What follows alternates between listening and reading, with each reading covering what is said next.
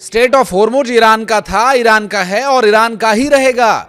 ये state of Hormuz सिर्फ Iran के कमांड में बंद और खोला जाएगा।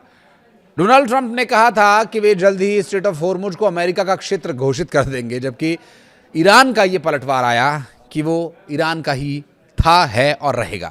अमेरिकी प्रेसिडेंट डोनाल्ड ट्रंप ने ईरान के खिलाफ अपनी लड़ाई को लेकर एक ऐसा दावा किया जिसने पूरी दुनिया का ध्यान खींचा। डोनाल्ड ट्रंप ने कहा कि ईरान को हराने के बाद वो जल्द ही स्ट्रेट ऑफ होर्मुज पर कब्जा कर लेंगे और इसे अमेरिका का इलाका घोषित कर देंगे।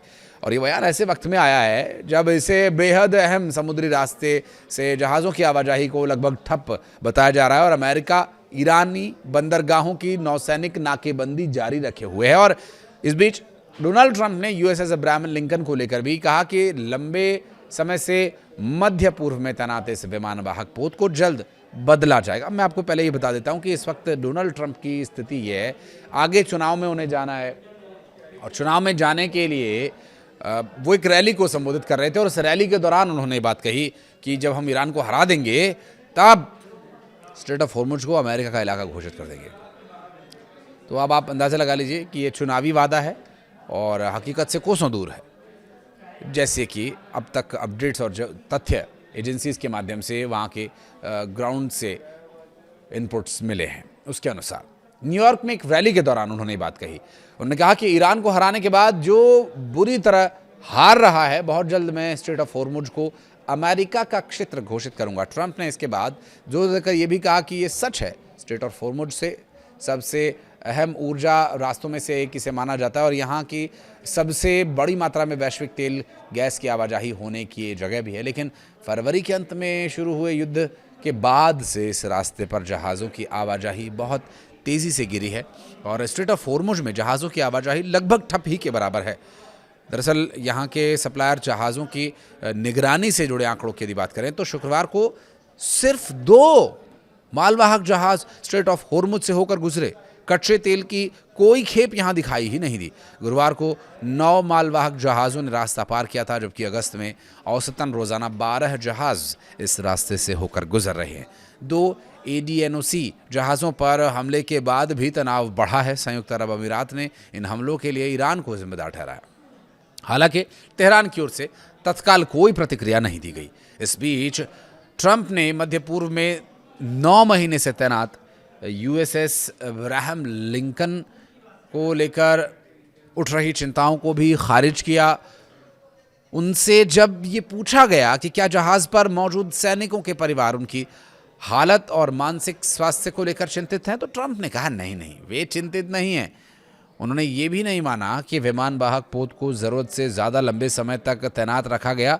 हालांकि ट्रंप ने पुष्टि की कि यूएसएस लिंकन को जल्द ही दूसरे विमान वाहक पोत से बदला जाएगा, जबकि इससे पहले रिपोर्ट के मुताबिक कई अमेरिकी रीपर्स मुख्य रूप से स्ट्रेट ऑफ होर्मुज के ऊपर ऑपरेशंस के दौरान मार गिराए गए। अमेरिकी अधिकारियों के लिए ईरान की कार्रवाई की सटीकता हैरान करने वाली थी, लेकिन 45 में से सभी ड्रोन दुश्मन के हमले में नहीं मारे गए। एक अमेरिकी अधिकारी ने बताया कि कुछ रीपर अपने ऑपरेटर्स के कम्युनिकेशन लिंक टूटने की वजह से दुर्घटनाग्रस्त हुए। टेक्नोलॉजी फेलियर यानी नुकसान का एक हिस्सा सीधा दुश्मन के हमले से हुआ, जबकि दूसरा ड्रोन की टेक्निकल फॉल्ट्स की वजह से या यूं कहें कि उसके ऑपरेशन संबंधी दिक्कतों की वजह से। अमेरिका के पास 28 फरवरी को शुरू हुए युद्ध के समय 185 MQ-9 रीपर थे, जिसमें 165 एयरफोर्स और 20 मरीन कॉर्प्स के पास थे। रिपोर्ट्स के मुताबिक मरीन कॉर्प्स का एक भी रीपर अभी क्रैश नहीं हुआ है, क्योंकि उसके ड्रोन आम तौर पर एशिया प्रशांत क्षेत्र में काम करते हैं और इधर इसराइल अलग अलग स्तर पर लेवल पर घबराया हुआ है। इसराइल की घबराहट इसलिए भी क्योंकि इसराइल ने कहा कि वो राष्ट्रपति डोनाल्ड ट्रंप की हत्या कर देंगे। ये ईरान पर आरोप लगा रहे थे कि ईरान द्वारा रची गई कथित साजिशों के बारे में संयुक्त राज्य अमेरिका को चेतावनी दे रहे थे, जिसमें स्नाइपर, चाकू, कंधे से दागी जाने वाली मिसाइलों से हमला किए जाने की घबराहट शामिल थी। और ये बातें अमेरिकी खुफिया एजेंसीज को कुछ मामलों में सीधा व्हाइट हाउस के वरिष्ठ अधिकारियों को भेजी गई, जिनमें सबसे विस्तृत चेतावनी जुलाई में नाटो शिखर सम्मेलन के लिए ट्रंप की तुर्की यात्रा के पहले आई थी। सत्यापन की कमी के बावजूद व्हाइट हाउस और सीक्रेट सर्विसेज ने एहतियाती कदम उठाया और इसमें यात्रा के दौरान ट्रंप को एयरफोर्स 1 से दूसरे विमानों में ले जाए जाने की भी बात शामिल थी। सूत्रों के अनुसार ये चेतावनी जुलाई में अंकारा में हुए नाटो शिखर सम्मेलन से पहले मिली थी।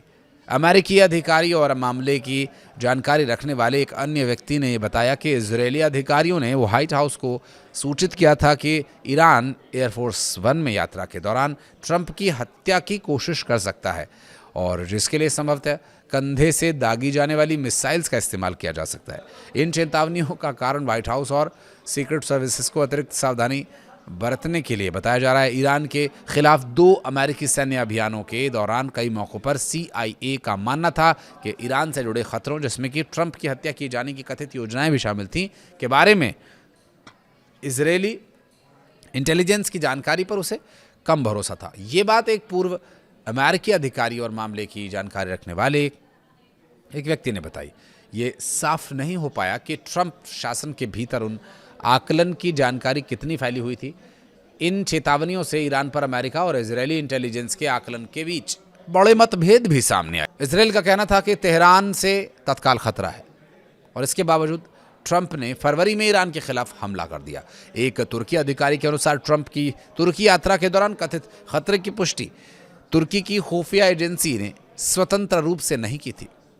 अधिकारी ने कहा कि तुर्की की खुफिया एजेंसी के पास इजरायल की उस चेतावनी का समर्थन करने वाला कोई सबूत भी नहीं था कि ईरान ट्रंप को निशाना बनाना चाहता था और ये जानकारी अमेरिकी अधिकारियों के साथ साझा की गई थी।